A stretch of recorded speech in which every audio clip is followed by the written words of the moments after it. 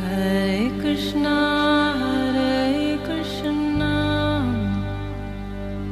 Krishna Krishna, Hare Hare, Hare Rama, Rama Rama, Hare Hare। नमस्कार, radio मानव रचना 107.8 पर मैं हूँ सरता आपके साथ और शुरू हो चुका है कार्यक्रम आत्मदर्शन।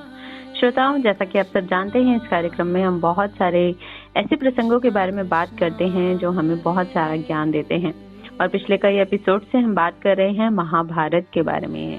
जी हाँ, एक ऐसा ग्रंथ जिसमें बहुत कुछ हमें सीखने को मिला, जानने को मिला। और इसी कड़ी में आगे बढ़ेंगे आज भी, लेकिन पहले स्वागत करूंगी रागलेखा दासी जी का, चरणाश्रित युगाचार्य श्रीमद भक्ति वेदांत नारायण गोस्वामी जी की शिष्या रागलेखा दासी जी। आपका स्वागत है हमारे स्टूडियो में। हरे कृष्ण जी। रागलेखा दासी जी, पिछले कई एपिसोड से हम बात कर रहे हैं महाभारत के बारे में और बहुत सारे प्रसंग आप सुना चुकी हैं। और आप बता रही थी, महाभारत के युद्ध का वर्णन बता रही थी कि अब अर्जुन को गीता का ज्ञान मिल चुका था और अब वो पूरी तरह से तैयार हो गए हैं आगे युद्ध में लड़ने के लिए। तो अब इस कथा को हम आगे बढ़ाएंगे। जी जी। संजय वर्णन कर रहे हैं धृतराष्ट्र जी को कि शिविर में पहुंचकर राजा दुर्योधन, शकुनी, दुशासन और कर्ण आपस में मिलकर विचार करने लगे कि पांडवों को उनके साथियों के साथ किस प्रकार जीता जाए। दुर्योधन ने कहा, द्रोणाचार्य, भीष्म, कृपाचार्य, शल्य और भूरिश्रवा पांडवों की प्रगति को रोक नहीं रहे हैं। इसका क्या कारण है, कुछ समझ में नहीं आता। इस प्रकार पांडवों का तो वध ही नहीं हो पाता, किंतु मेरी सेना को तहस नहस किए देते हैं। कर्ण, इसी से मेरी सेना और शस्त्रों में बहुत कमी आ गई है। इस प्रकार पांडव वीर तो राक्षस देवताओं के लिए भी अवध्य हो गए हैं। इनसे तंग आकर मुझे भी बड़ा संदेह होने लगा है कि मैं किस प्रकार इनसे युद्ध करूं। कर्ण ने कहा, भरत से चिंता न कीजिए, मैं आपका काम कर दूंगा। अब भीष्म जी को जल्दी ही इस संग्राम से हट जाना चाहिए।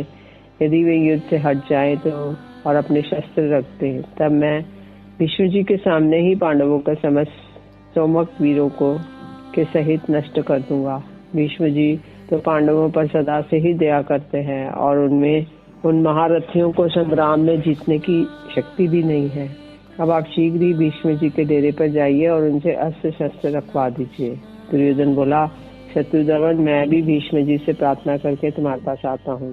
भीष्म जी के हट जाने पर फिर तुम ही युद्ध करना। भीष्म जी के डेरे पर पहुंचकर वहां घोड़े से उतर पड़ा और उनके चरणों में प्रणाम करके सब प्रकार से सुंदर एक सोने के सिंहासन पर बैठ गया दुर्योधन। फिर उसने नेत्रों में आंसू भर के हाथ जोड़कर गदगद कंठ से कहा, दादाजी, आपका आश्रय पाकर तो हम लोग इंद्र के सहित समस्त देवताओं को भी जीतने का साहस रखते हैं। फिर आपने अपने मित्र, बंधु बांधव के सहित इन पांडवों की तो बात ही क्या। यदि पांडव पर दया और मेरे प्रति द्वेष होने से अथवा मेरे मंदभाग्य से आप पांडवों की रक्षा कर रहे हो तो अपने स्थान पर कर्ण को युद्ध करने की आज्ञा दीजिए। ये अवश्य ही पांडवों को उनके सुहृद बंधु बांधव के सहित परास्त कर देगा। भीष्म जी से इतना कहकर दुर्योधन मौन हो गया। महामना भीष्म जी अपने पुत्रों के वाग बाण से विद्ध होकर बहुत ही व्यथित हुए, किंतु उन्होंने उससे कोई कड़वी बात नहीं कही। बहुत देर तक लंबे लंबे श्वास लेते रहे। उसके बाद उन्होंने क्रोध में त्योरियां बदलकर कहा, दुर्योधन को समझाते हुए कहा, बेटा दुर्योधन, ऐसे वाग बाणों से तुम मेरे हृदय को क्यों छेदते हो? मैं तो अपनी सारी शक्ति लगाकर युद्ध कर रहा हूँ और तुम्हारा हित भी चाहता हूँ। और देखो, इस वीर अर्जुन ने इंद्र को भी परास्त करके खांडव वन में अग्नि को तृप्त किया था। यही इसकी अजेयता का पूरा प्रमाण है। इस प्रकार गंधर्व लोग तुम्हें बलात् पकड़ कर ले गए थे, उसी समय भी तो इसने छुड़ाया था। तुम्हारे शूरवीर भाई कर्ण तो मैदान छोड़कर भाग गए थे। ये क्या इसकी अद्भुत शक्ति का परिचायक नहीं है? विराट नगर में इस अकेले ने ही तुम सबके छक्के छुड़ा दिए थे और मुझे और द्रोणाचार्य को भी परास्त करके योद्धाओं के वश छीन लिए थे। भला जिसके रक्षक, जगत की रक्षा करने वाले शंख चक्र गदाधरी श्री कृष्ण हैं, उस अर्जुन को संग्राम में कौन जीत सकता है? ये वसुदेव नंदन अनंत शक्ति है, संसार की उत्पत्ति, स्थिति और अंत रखने वाले हैं, सबके ईश्वर हैं और देवताओं के भी पूज्य हैं। नारद आदि ऋषि तो तुमसे पहले भी कह चुके हैं, किंतु तुम मोहवश कुछ समझते ही नहीं। देखो, एक शिखंडी को छोड़कर मैं और सब सोमक और पांचाल वीरों को मारूंगा। अब या तो मैं ही उनके हाथों से मारा जाऊंगा या उन्हें ही संग्राम में मारकर तुम्हें प्रसन्न करूंगा। ये शिखंडी राजा द्रुपद के घर में पहले स्त्री रूप में उत्पन्न हुआ, फिर वर के प्रभाव से पुरुष हो गया, इसलिए मेरी दृष्टि में तो वह शिखंडनी स्त्री है। अतः इस पर तो मेरे प्राणों पर आ बनेगी तो भी मैं हाथ नहीं उठाऊंगा। अब तुम आनंद से जाकर शयन करो। कल मेरा बड़ा भीषण संग्राम होगा। उस युद्ध को लोग तब तक चर्चा करेंगे जब तक ये पृथ्वी होगी। भीष्म जी के इस प्रकार कहने पर दुर्योधन ने उन्हें सिर झुकाकर प्रणाम किया। फिर वह अपने डेरे पर चला गया। उसी दिन सवेरे उठने पर सब राजाओं को आज्ञा दी कि आप लोग अपनी अपनी सेना तैयार करें। आज भीष्म जी कुपित होकर सोमक वीरों का संहार करेंगे। दुशासन से कहा, तुम शीघ्र ही भीष्म जी की रक्षा के लिए कोई रथ तैयार करो। आज अपनी 22 सेनाओं को इनकी रक्षा के लिए आदेश दे दो। जिस प्रकार आरक्षित सिंह को कोई भेड़िया मार जाए, उस तरह भेड़िए के सामने शिखंडी के हाथ से हम भीष्म जी का वध नहीं होने देंगे। भीष्म जी को अनेकों रथों से घिरावा देखकर अर्जुन ने दुष्टद्युम्न से कहा, आज तुम भीष्म जी के समान पुरुष सिंह शिखंडी को रखो, इसकी रक्षा मैं करूंगा। अब आपके पक्ष के वीर भीष्म जी को आगे करके पांडवों की ओर बढ़े। इस प्रकार भीमसेन आदि पांडव योद्धाओं में भी संग्राम में विजय पाने की लालसा से भीष्म जी के साथ युद्ध करने के लिए आगे आए। दोनों ओर के वीर एक दूसरे को दौड़कर प्रहार करने लगे। उस भीषण शब्द से पृथ्वी डगमगाने लगी। धूलि के कारण दीप्यमान सूर्य भी प्रवाहीन मालूम होता था। उस समय भारी भय की सूचना देते हुए प्रचंड पवन हिलने लगी, चलने लगी। गीदड़ियां बड़े भयंकर चित्कार करने लगे। इससे ऐसा जान पड़ता था मानो भारी संहार काल समीप आ गया है। कुत्ते तरह तरह के शब्द करके रोने लगे। आकाश में जलती हुई उल्काएं पृथ्वी पर गिर पड़ी और इस अशुभ मुहूर्त में आकर खड़ी हो गई। हाथी घोड़े और राजाओं से युक्त इन दोनों सेनाओं का शब्द बड़ा ही भयंकर हो उठा। अभिमन्यु के द्वारा भगाई हुई आपकी सेना अत्यंत आतुर होकर टकराने लगी। अपनी सेना का वह घोर आर्तनाद सुनकर राजा दुर्योधन ने राक्षस हलम्बुस से कहा, महाबाहु, वृत्तासुर ने जैसे देवताओं की सेना को तितर बितर किया था, उसी प्रकार यह अर्जुन का पुत्र हमारी सेना को भगा रहा है। संग्राम में इसे रोकने वाला मुझे तुम्हारे सिवाय और कोई दिखाई नहीं देता, क्योंकि तुम सब विद्याओं के पारंगत हो। इसलिए अब तुम शीघ्र ही जाकर इसका काम तमाम कर दो। इस समय हम भीष्म, द्रोण आदि योद्धा अर्जुन का वध करेंगे। दुर्योधन के ऐसा कहने पर महाबली राक्षस राज वर्षाकालीन मेघ के समान भयानक गर्जना करता हुआ अभिमन्यु की ओर चला। उसका भीषण शब्द सुनकर पांडवों की सारी सेना में खलबली मच गई और उसी समय कई योद्धा भी डर के मारे अपने प्राणों से हाथ धो बैठे। उस राक्षस ने अभिमन्यु के पास पहुंचकर थोड़ी दूर पे खड़ी हुई उसकी सेना को भगा दिया। राक्षस के प्रहार से उस सेना में बड़ा भीषण संहार होने लगा। फिर वह राक्षस पांचों द्रौपदी कुमार के सामने आया। उन पांचों ने क्रोध में भरकर उस पर बड़े वेग से धावा किया। प्रतिविंध्य ने तीखे तीखे तीर छोड़कर उसे घायल कर दिया। बाणों की बौछार से उसके कवच भी टुकड़े टुकड़े हो गए। अब इन पांचों भाइयों ने उसे बीतना शुरू कर दिया। इस प्रकार अत्यंत बाणबिद होने से उसे मूर्छा हो गई। थोड़ी देर में चेत होने पर क्रोध के कारण उसमें दुगना बल आ गया। इस प्रकार अपने शत्रु से मार खाकर उस राक्षस ने रण क्षेत्र में बड़ी तामसी माया फैलाई। उससे सब योद्धाओं ने के आगे अंधकार छा गया। उन्हें ना तो अभिमन्यु ही दिखाई देता था, ना अपने या शत्रु के पक्ष के वीर दिखाई देते थे। उस भीषण अंधकार को देखकर अभिमन्यु ने भास्कर नामक प्रचंड अस्त्र छोड़ा। उससे सब और उजाला हो गया और उसने और भी कई प्रकार की मायाओं का प्रयोग किया, किंतु अभिमन्यु ने सभी को नष्ट कर दिया। वह अभिमन्यु के बाणों से बहुत व्यथित होने लगा तो भय के मारे अपने रथ को रण क्षेत्र में ही छोड़कर भाग गया। उस माया युद्ध करने वाले राक्षस को इस प्रकार परास्त करके अभिमन्यु आपकी सेना को कुचलने लगे। तब अपनी सेना को भागते देख भीष्म जी और अनेकों कौरव महारथी उसे अकेले बालक को चारों ओर से घेरकर बाणों से बीधने लगे। किंतु वीर अभिमन्यु बल और पराक्रम में अपने पिता अर्जुन और मामा श्री कृष्ण के समान था। उसने रणभूमि में उन दोनों के समान पराक्रम दिखाया। इस प्रकार युद्ध होते होते जब मध्याह्न हो गया, गंगानंदन भीष्म जी अपने पैने बाणों से पांडव पक्ष के सैकड़ों हजारों सैनिकों का संहार करने लगे। तब धृष्टद्युम्न, शिखंडी, विराट और द्रुपद भीष्म जी के सामने आकर उन पर बाणों की वर्षा करने लगे। धृष्टद्युम्न को बीनकर 3 बाणों से विराट को घायल किया। एक बाण राजा द्रुपद पर छोड़ा। इस प्रकार भीष्म जी के हाथ से घायल होकर धनुर्धर वीर बड़े क्रोध में भर गए। इतने में शिखंडी ने पितामह को बीत दिया, किंतु उसे स्त्री समझकर उन्होंने उस पर वार नहीं किया। जी, तो श्रोताओं, महाभारत के युद्ध का वर्णन जान रहे हैं और किस तरह से जो है अभिमन्यु अपना कौशल दिखा रहे हैं। यहाँ पर अब शिखंडी और भीष्म पितामह का भी आमना सामना हो गया है और ये सारा युद्ध वर्णन हम जान रहे हैं महाभारत के अंतर्गत। तो आगे जानते हैं इस कड़ी में क्या हुआ। जी, रागलेखा दासी जी।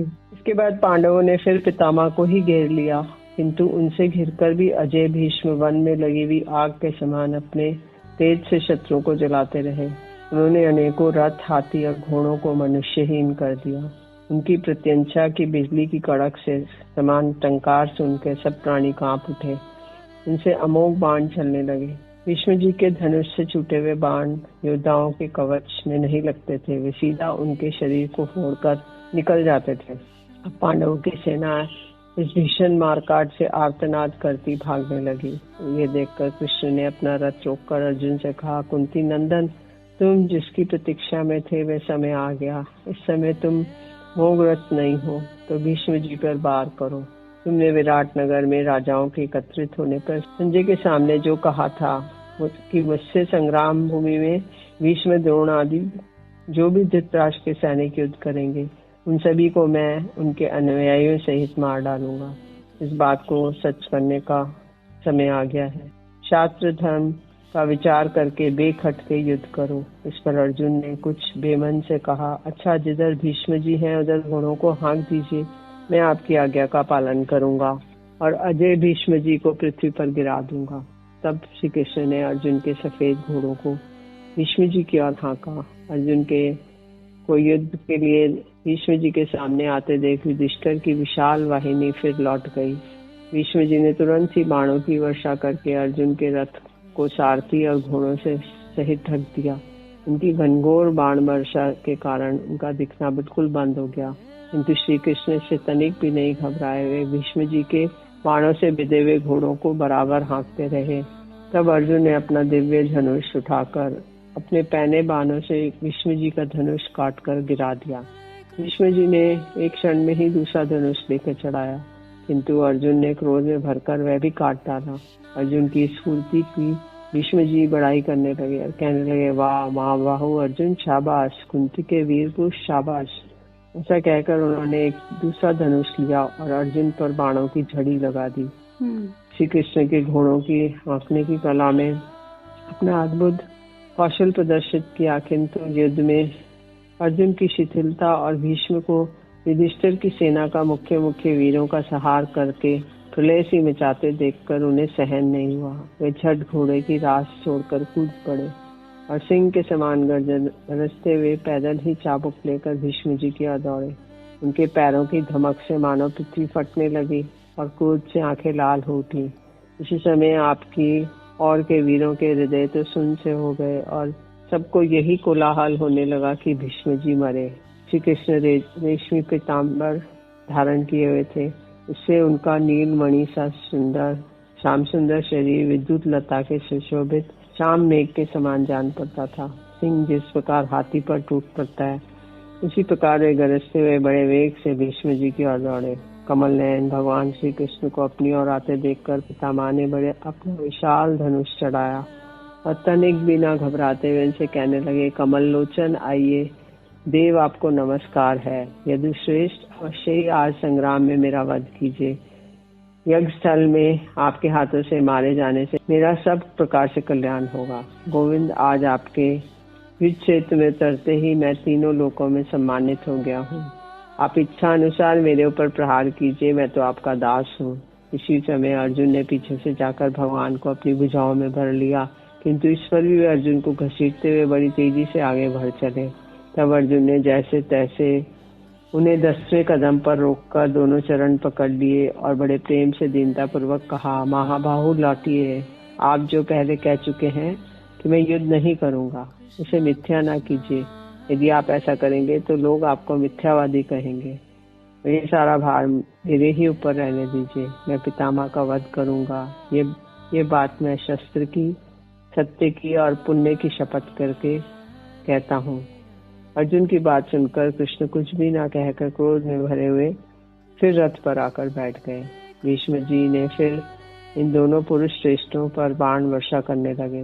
पहले जिस प्रकार कौरवों की सेना भाग रही थी, उसी प्रकार अब आपके पितृव्य भीष्म जी ने पांडवों के दल में भगदड़ मचा दी। पांडव लोग भचक्के से होकर भीष्म जी के अमानवीय पराक्रम को देखने लगे। उसी समय दलदल में फंसी हुई गाय के समान भागती हुई पांडव सेना को अपना कोई भी रक्षक दिखाई नहीं देता था। दोनों सेनाओं में अभी युद्ध ही हो रहा था कि सूर्यदेव अस्ताचल पर पहुंच गए। संध्या के समय लड़ाई बंद हो गई। भीष्म जी ने बाणों की मार खाकर पांडव सेना भय से व्याकुल होकर हथियार फेंक कर भाग चली। युधिष्ठिर ने सेना को पीछे लौटा लाने का विचार किया और युद्ध बंद करने की आज्ञा दे दी। इसके बाद आपकी सेना भी लौटा ली गई। भीष्म जी ने बाणों से पीड़ित हुए पांडव जब उनके पराक्रम की याद करते तो उन्हें तनिक भी शांति नहीं मिलती थी। रात्रि के प्रथम पहर में पांडव, वृष्णि और संजय की एक बैठक हुई, जिसमें सब लोग शांत भाव से इस बात का विचार करने लगे कि अब क्या करने से अपना भला होगा। राजा युधिष्ठिर ने श्री कृष्ण की ओर देखकर कहा, श्री कृष्ण, आप महात्मा भीष्म जी का भयंकर पराक्रम देखते हैं ना। जैसे हाथी नरकुल के वन को रौंद डालता है, उसी प्रकार हमारी सेना को कुचल रहे हैं। धधकती हुई अग्नि के समान इन भीष्म जी की ओर हमें आंख उठाकर देखने का साहस नहीं है। गदाधारी कुबेर को भी युद्ध में जीता जा सकता है, परंतु कुपित भीष्म जी पर विजय पाना असंभव जान पड़ता है। जैसे जलती हुई आग की ओर दौड़कर पतंगा मृत्यु के ही मुख में जाता है, इसी प्रकार भीष्म जी के पास जाने पर हम लोग की दशा होती है। हमारा पक्ष क्षीण हो चला है। हमारे भाई बाणों की चोट से बेहद कष्ट पा रहे हैं। केशव, यदि आप हम लोगों को अपना कृपा पात्र समझते हैं तो ऐसा कोई उपाय बताइए जिससे अपना हित हो और धर्म में भी बाधा न आए। युधिष्ठिर जी की ये करुणा भरी बातें सुनकर भगवान श्री कृष्ण ने उन्हें सांत्वना देते हुए कहा, धर्मराज, आप विषाद न करें। अर्जुन और भीम तो वायु और अग्नि के समान तेजस्वी हैं। नकुल, सहदेव बड़े पराक्रमी हैं। आप चाहें तो मुझे भी युद्ध में लगा दे। आपके स्नेह से मैं भी भीष्म से युद्ध कर सकता हूँ। यदि अर्जुन की इच्छा नहीं है तो मैं स्वयं भीष्म को ललकार कर कौरवों के देखते देखते मार डालूंगा। भीष्म के मर जाने पर यदि आपको अपनी विजय दिखाई देती है तो मैं अकेले ही उन्हें मार सकता हूँ। इसमें तनिक भी संदेह नहीं कि मैं जो पांडवों के शत्रु हैं वह मेरे भी शत्रु हैं। आपके भाई अर्जुन मेरे सखा, संबंधी और शिष्य हैं। आवश्यकता हो तो मैं इनके लिए अपना शरीर मांस भी काट कर दे सकता हूँ। ये भी मेरे लिए प्राण त्याग सकते हैं। हम लोगों ने प्रतिज्ञा की है, एक दूसरे को संकट से बचाएंगे। अतः आप आज्ञा दीजिए, आज से मैं भी युद्ध करूंगा। अर्जुन ने उपलब्ध में जो सब लोगों के सामने प्रतिज्ञा की थी कि मैं भीष्म का वध करूंगा, इसका मुझे हर तरह से पालन करना है। जिस काम के लिए अर्जुन की आज्ञा हो वह मुझे अवश्य पूर्ण करना चाहिए। और भीष्म जी को मारना कौन बड़ी बात है। अर्जुन के लिए तो ये बहुत हल्का काम है राजन। यदि अर्जुन तैयार हो जाएं तो असंभव कार्य भी कर सकते हैं। दैत्य, दानवों और संपूर्ण देवता भी युद्ध करने आ जाएं तो अर्जुन उन्हें भी मार सकते हैं। और भीष्म की तो निशाती क्या है। आज अपनी पूर्व प्रतिज्ञा के अनुसार बिना युद्ध किए ही मेरी सहायता करें। युधिष्ठिर जी ने कहा, हम सब लोग आपके साथ भीष्म जी के पास चलें और उन्हीं से उनके वध का उपाय पूछें। ये वे अवश्य ही हमारे हित की बात बताएंगे। वे जैसा कहेंगे उसी के अनुसार कार्य किया जाएगा। क्योंकि जब हमारे पिता मर गए तो हम लोग मेरे बालक थे। उस समय उन्होंने ही हमें पाल पोस कर बड़ा किया था। माधव, वे हमारे पिता के पिता हैं, वृद्ध हैं, तो भी हमें उन्हें मारना चाहते हैं। धिक्कार ऐसे क्षत्रिय की ऐसी वृत्ति को। भगवान श्री कृष्ण ने युधिष्ठिर से कहा, उनके पास वध का उपाय पूछने के लिए अवश्य चलना चाहिए। विशेषतः आपके पूछने पर वे सच्ची ही बात बताएंगे। उनकी जैसी सम्मति होगी उसी के अनुसार हम लोग युद्ध करेंगे। इस प्रकार सलाह करके पांडव और भगवान श्री कृष्ण भीष्म जी के शिविर में पहुंचे। वे अपने अस्त्र शस्त्र और कवच उतार दिए थे उन्होंने, और वे वहां पहुंचकर पांडव ने भीष्म जी के चरणों में मस्तक रखकर प्रणाम किया और कहा, हम आपकी शरण में हैं। तब भीष्म जी ने उन सबको देखकर कहा, वासुदेव, मैं आपका स्वागत करता हूँ। धर्मराज, धनंजय, भीम, नकुल, सहदेव का भी स्वागत है। मैं तुम लोगों का कौन सा कार्य करूं जिससे तुम्हें प्रसन्नता हो? यदि कोई कठिन से कठिन काम भी हो तो बताओ, मैं उसे सर्वथा पूर्ण करने का यत्न करूंगा। युधिष्ठिर जी ने दीनता पूर्वक कहा, प्रभु, जिस प्रकार उपाय से प्रजा का संहार बंद हो जाए यह बताइए। आप स्वयं ही हमें अपने वध का उपाय बता दीजिए। दादाजी, हमारी बहुत सेना नष्ट हो गई है। अब बतलाइए कैसे हम आपको जीत सकते हैं और किस प्रकार अपना राज्य पा सकते हैं। हे कुंती नंदन, मैं सच्ची बात कहता हूँ, जब तक मैं जीवित हूँ तुम्हारे विजय किसी तरह नहीं हो सकती। मेरे परास्त होने पर ही तुम लोग विजयी होगे। यदि वास्तव में जीतने की इच्छा है तो जितनी जल्दी हो सके मुझे मार डालो। मैं अपने पर प्रहार करने की आज्ञा देता हूँ, इससे तुम्हें पुण्य होगा। मेरे मर जाने पर सबको मरा हुआ ही समझो, इससे पहले मुझे ही मारने का उद्योग करो। युधिष्ठिर बोले, दादाजी, तब आप ही ये उपाय बताइए जिससे हम लोग आपको जीत सके। युद्ध में जब आप क्रोध करते हैं तो दंडधारी यमराज के समान जान पड़ते हैं, और आपको तो इंद्र आदि देवता असुर भी नहीं जीत सकते। विष्णु ने कहा, पांडुनंदन, तुम्हारा कहना सत्य है। जब मैं हथियार रख दूं उस समय तुम्हारे महारथी मुझे मार सकते हैं। जो हथियार डाल दे, गिर जाए, कवच उतार दे, ध्वजा नीची कर दे, भाग जाए, डरा हो मैं आपका हूँ ये कहकर शरण में आ जाए। श्री हो या श्री के समान जिसका नाम हो, जो व्याकुल हो, जिसकी एक ही पुत्र हो और जो लोक में निंदित हो, ऐसे लोगों के साथ मैं युद्ध नहीं करता। तुम्हारी सेना में जो शिखंडी है वह पहले स्त्री के रूप में उत्पन्न हुआ था, पीछे पुरुष हुआ है। इस बात को तुम लोग भी जानते हो। वीर अर्जुन शिखंडी को आगे करके मुझ पर बाणों से प्रहार करे। जब वे मेरे सामने रहेगा तो मैं धनुष दिए रहने पर भी प्रहार नहीं करूंगा। मुझे मारने के लिए यही एक छिद्र है।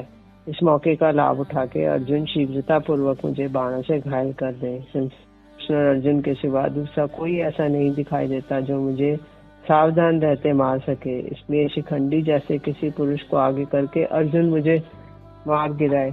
ऐसा करने से निश्चय ही तुम्हारी विजय होगी। जैसे मैंने बताया है वैसे ही करो, तभी धृतराष्ट्र के सामने उसके समस्त पुत्रों को मार सकोगे। इस प्रकार भीष्म जी ने मुख से मरण का उपाय जान के पांडवों ने उन्हें प्रणाम किया और अपने शिविर को लौट आए। जी, तो श्रोताओं, ये प्रसंग हम जान रहे हैं महाभारत के अंतर्गत, और भीष्म पितामह को हराना, परास्त करना नामुमकिन था, और उन्हीं के वध का उपाय पूछने पहुंच गए पांडव श्री कृष्ण के साथ। और भीष्म पितामह भी ये जानते थे कि जब तक वो हैं तब तक कौरवों को कोई नहीं हरा सकता, इसलिए उन्होंने ही उपाय भी दिया कि किस तरह से शिखंडी या उसी के जैसे किसी अन्य व्यक्ति को आगे करके ही अर्जुन उन्हें परास्त कर सकते हैं। तो ये उपाय जानकर अब पांडव जो हैं उनसे इजाजत लेकर आ गए हैं। इसके आगे की कथा को हम जानेंगे लेकिन अगले एपिसोड में, क्योंकि अभी वक्त हुआ है आप लोगों से इजाजत लेने का। तो रागलेखा दासी जी, आपका बहुत बहुत शुक्रिया हमारे स्टूडियो में आने के लिए। हरे कृष्ण जी, तो श्रोताओं, आज के कार्यक्रम से हमें दीजिए इजाजत। आप जुड़े रहिए रेडियो मानव रचना 107.8